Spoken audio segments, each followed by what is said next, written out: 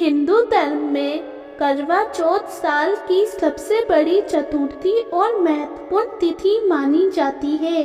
इस साल करवा चौथ 1 नवंबर को पड़ रहा है। सुहागिन महिलाओं के लिए करवा चौथ व्रत का विशेष महत्व होता है। इस दिन महिलाएं अपने पति की लंबी उम्र और सुखी जीवन की कामना के साथ निर्जला व्रत रखती है। दिन भर व्रत रखने के बाद रात में चौथ का चांद देखने के बाद छलनी में पति का चेहरा देखकर ही महिलाएं व्रत का पालन करती है। इस साल का करवा चौथ का त्योहार बेहद शुभ संयोग में मनाया जाने वाला है। करवा चौथ की पूजा सामग्री में पान, व्रत कथा की पुस्तक, मिट्टी या तांबे का टोट वाला करवा और टक्कन, कलश, चंदन, फूल, हल्दी, चावल, मिठाई, कच्चा दूध, दही, देसी घी, शक्कर, शहद, शक्कर का बूरा, रोली, कुमकुम, मोली, अक्षत, 16 श्रृंगार का सामान, मेहंदी, महावर, सिंदूर, कंगा, बिंदी, चुनरी, चूड़ी, छलनी, बिछुआ, छलनी, करवा, माता की तस्वीर, दीपक, अगरबत्ती, कपूर, गेहूं, बाती, रुई, लकड़ी का आसन, दक्षिणा के पैसे, हलवा, 8 पूरियों की अठावरी। करवा चौथ पूजा विधि। करवा चौथ के दिन महिलाएं सुबह सूर्योदय से पहले उठकर स्नान करके पूजा घर की सफाई कर ले। इसके बाद सास द्वारा दी गई सरगी खाकर निर्जला व्रत का संकल्प ले। शाम के समय एक मिट्टी की वेदी पर सभी देवताओं की स्थापना करें।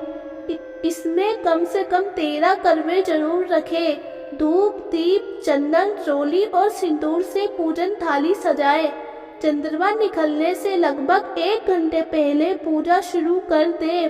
पूजा के दौरान महिलाएं करवा चौथ कथा सुनती है। छलनी के द्वारा चंद्र दर्शन करने के बाद अर्घ दिया जाता है। इसके बाद महिलाएं जल ग्रहण कर अपना व्रत खोले। सास से अखंड सौभाग्यवती होने का आशीर्वाद ले। करवा चौथ की कथा।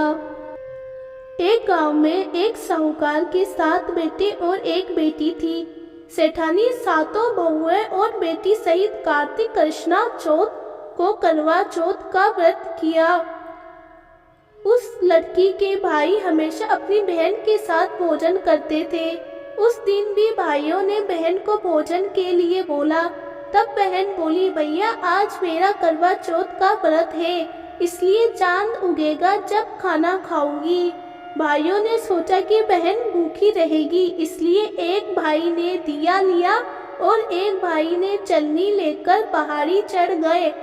दिया जलाकर चलनी से ढक कर कहा कि बहन चांद आ गया, अर्घ दे ले और खाना खा ले। तब बहन ने भाभीयों से आकर कहा कि भाभी चांद देख लो। भाभी बोली कि बाई जी ये तो चांद तुम्हारे लिए उगा है, तुम ही देख लो, हमारा चांद तो रात में दिखेगा। बहन अकेली ही खाना खाने बैठी। पहले कौर में ही बाल आया, दूसरा कौर खाने लगी तो उसे ससुराल से बुलावा आ गया कि बेटा बहुत बीमार है, सो बहू को जल्दी भेजो। माँ ने जैसे ही कपड़े निकालने के लिए बक्सा खोला तो कभी सफेद, कभी काला, कभी नीले कपड़े ही हाथ में आए। माँ ने एक सोने का सिक्का पल्ले में बांध दिया और कहा कि रास्ते में सबके पैर छूती जाना, जो भी तुझे अमर सुहाग की आशीष देवे उसको ही ये सोने का सिक्का देना और पल्ले में गांठ बांध लेना। रास्ते में सब औरतें आशीष देती गई, पर किसी ने भी सुहाग की आशीष नहीं दी। ससुराल के दरवाजे पर पहुंचने पर पालने में सोती हुई जेठ की लड़की झूल रही थी।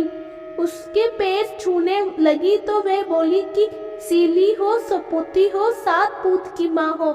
ये वाक्य सुनते हुए उसने जल्दी से सोने का सिक्का निकालकर उसे दे दिया और पल्ले में गांठ बांध ली। अंदर गई तो पति मरा पड़ा था। बहू ने अपने मरे हुए पति को जलाने के लिए नहीं ले जाने दिया और बोली, मेरे लिए एक अलग झोपड़ी बनवा दो, और वहीं अपने मरे हुए पति को लेकर रहने लगी। सासू बच्ची कुची ठंडी बासी रोटी दासी के साथ भेज देती और बोलती, मुर्दा सेवनी को रोटी दे आ। थोड़े दिन बाद माध की तिल चौथ आई और बोली, करवा पिला तू करवा पिला, भाइयों के की प्यारे करवा ले, दिन में चांद देखने वाले करवा ले पिला। जब वो बोली कि हे माता, मेरा उजड़ा हुआ सुहाग तो आपको ही बनाना पड़ेगा, मेरे पति को जिंदा करना पड़ेगा, मुझे मेरी गलती का पश्चाताप है, मैं आपसे माफी मांगती हूँ। तब चौथ माता बोली, मेरे से बड़ी बैसाख की चौथ आएगी, वो तुझे सुहाग देगी। इस तरह बैसाखी चौथ आयो और उसने कहा कि भादवे की चौथ तुझे सुहाग देगी। तब कुछ महीने बाद भादुड़ी चौथ माता स्वर्ग से उतरी और वही सब बात कहने लगी। तब उसने माता के पांव पकड़ लिए। सबसे बड़ी कार्तिक की करवा चौथ माता है, वे ही नाराज हुई है। यदि तूने उसके पैर छोड़ दिए तो फिर कोई भी तेरे पति को जिंदा नहीं कर सकता। कार्तिक का महीना आया, स्वर्ग से चौथ माता उतरी। चौथ माता आई और गुस्से से बोली, भाइयों की बहन करवा ले, दिन में चांद उगानी करवा ले, व्रत भांडनी करवा ले। साहूकार की बेटी ने चौथ माता के पैर पकड़ लिए। वे विलाप करने लगी, हे चौथ माता, मैं नासमझ थी, मुझे इतना बड़ा दंड मत देवो। तब चौथ माता बोली, मेरे पैर क्यों पकड़कर बैठी है? तब वे बोली, मेरी बिगड़ी आपको ही बनानी पड़ेगी, मुझे सुहाग देना ही पड़ेगा, क्योंकि आप सब जग की माता हो और सबकी इच्छा पूरी करने वाली है। तब चौथ माता खुश हुई और उसने अमर सुहाग का आशीर्वाद दिया। इतने में उसका पति बैठा हो गया और बोलने लगा, मुझे बहुत नींद आई। वह बोली, मुझे तो 12 महीने हो गए, मुझे तो चौथ माता ने सुहाग दिया है। तब पति बोला कि चौथ माता का विधि विधान से उच्चमन करो।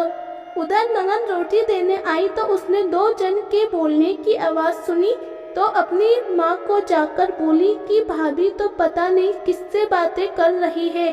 तब सासू ने जाकर देखा कि बहू व बेटा दोनों झीम रहे हैं, वे चौपट पासा खेल रहे हैं। देखकर वे बहुत खुश हुई और पूछने लगी कि ये कैसे हुआ। बहू बोली, ये सब मुझे मेरी चौथ की आशीष दी।